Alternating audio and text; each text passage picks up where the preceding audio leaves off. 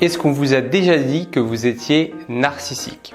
Alors peut-être que ça n'est pas le cas et que vous avez une personnalité qui est tout à fait opposée à ces traits, mais peut-être et très probablement que vous connaissez une personne dans votre entourage que vous avez déjà croisée, que vous-même vous avez déjà jugé comme étant narcissique.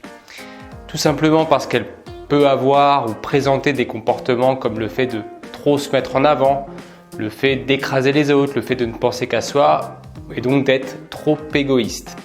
Donc avant de vous présenter le mythe à l'origine du terme de narcissisme, je vais tenter d'essayer de vous aider à différencier qu'est-ce qu'une personnalité narcissique, donc qui a des traits narcissiques, d'un trouble de la personnalité narcissique. En effet, ce qu'il faut savoir, c'est qu'il y a un certain nombre de critères qui nous permettent de dire qu'une personne a un trouble de la personnalité narcissique. Et bien souvent, ces personnes nous génèrent des émotions désagréables comme du dégoût, de la colère ou même de la jalousie.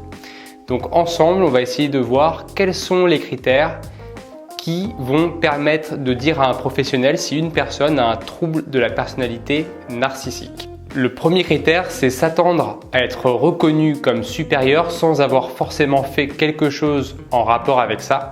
Deuxième critère, le besoin excessif d'être admiré.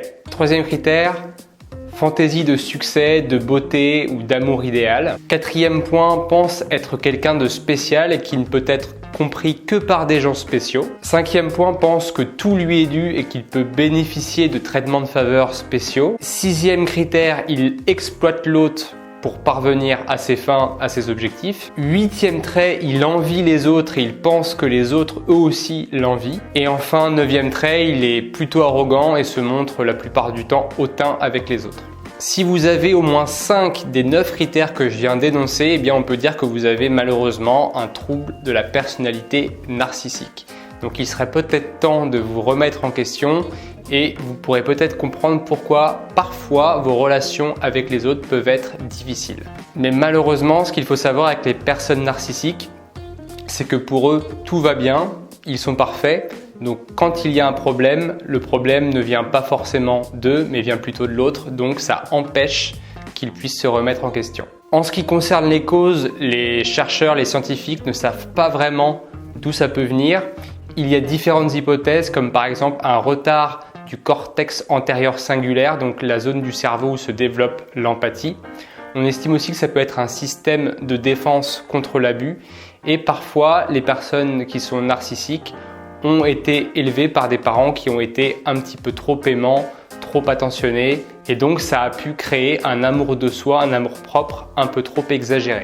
Le trouble de la personnalité narcissique n'est surtout pas à confondre avec le pervers narcissique, qui est un terme, un concept psychanalytique qui a été employé pour la première fois par Paul Racanier pour parler d'un mouvement sociétal, d'un mouvement de groupe qui exprime que les individus donc, vont se faire valoir au détriment des autres pour éviter, se défendre contre un conflit intérieur qui leur provoque de la souffrance. Ce qu'il faut savoir, c'est qu'aujourd'hui, on utilise le terme de pervers narcissique un petit peu à tort et à travers, et que ce trouble ne figure dans aucun manuel psychiatrique, aucun manuel de médecine qui permet de catégoriser ou du moins d'identifier des troubles psychologiques.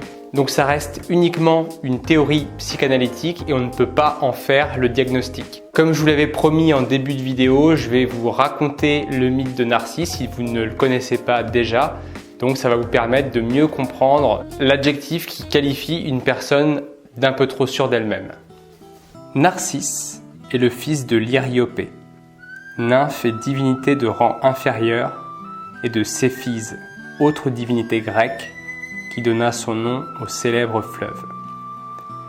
À la naissance, Narcisse était déjà d'une telle beauté que sa mère alla consulter un devin qui lui prédit que son fils vivra vieux s'il a la chance de ne jamais voir sa beauté.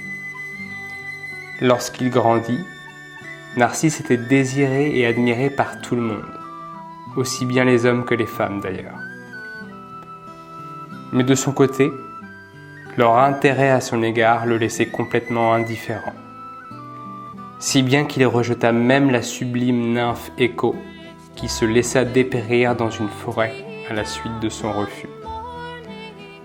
Un jour, une de ses prétendantes rejetée à son tour était si vexée qu'elle alla se plaindre à une déesse de la vengeance.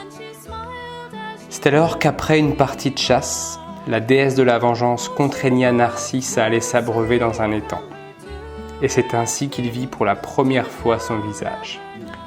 Au même titre que ses nombreux admirateurs et admiratrices, il tomba lui aussi amoureux de son reflet, à tel point qu'il n'eut l'envie de faire autre chose que de se contempler.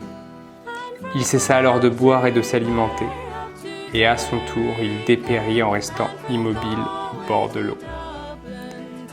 C'est alors qu'il se transforma en une fleur qui porta ensuite son nom. Le mythe de Narcisse était né.